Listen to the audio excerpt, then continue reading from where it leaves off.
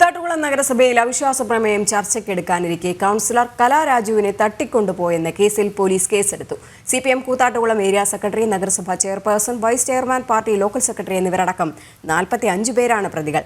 ഇതിനിടെ തട്ടിക്കൊണ്ടുപോയെന്ന് ബന്ധുക്കൾ പരാതിപ്പെട്ട CPM councillor തിരിച്ചെത്തി. നഗരസഭയിലെ CPM കൗൺസിലർ കലാരാജുവിന്റെ കുടുംബം നൽകിയ പരാതിയിലാണ് പോലീസ് കേസെടുത്തത്. അതിനിടെ CPM ഏരിയ കമ്മിറ്റി ഓഫീസിലായിരുന്ന കലാരാജു തിരിച്ചെത്തി. CPM ആരെയും തട്ടിക്കൊണ്ടുപോയിട്ടില്ലെന്ന് നഗരസഭാ വൈസ് ചെയർമാൻ സണ്ണി കുര്യാക്കോസ് വ്യക്തമാക്കി. സംഭവത്തിൽ വിശദീകരണവുമായി രംഗത്ത് വന്ന CPM പാർട്ടിയുടെ 13 കൗൺസിലർമാരോടും അവിശ്വാസ പ്രമേയ ചർച്ചയിൽ നിന്ന് വിട്ടുനിൽക്കാൻ ആവശ്യപ്പെട്ടിരുന്നുവെന്നും ഇതനുസരിച്ച് കലാരാജു അടക്കം എല്ലാവരും പാർട്ടി ഓഫീസിൽ ഉണ്ടായിരുന്നുവെന്നുമാണ് വിശദീകരണം. അവിശ്വാസ പ്രമേയ ചർച്ചയുടെ സമയം കഴിഞ്ഞപ്പോൾ കലാരാജു അടക്കം എല്ലാവരും വീട്ടിൽ പോയി. LDF ഭരണസമിതിക്കെതിരെ ഇന്ന് അവിശ്വാസം ചർച്ചയ്ക്കെടുക്കാനിരിക്കെയാണ് രാവിലെ നാടകീയ സംഭവങ്ങൾ ഉണ്ടായത്.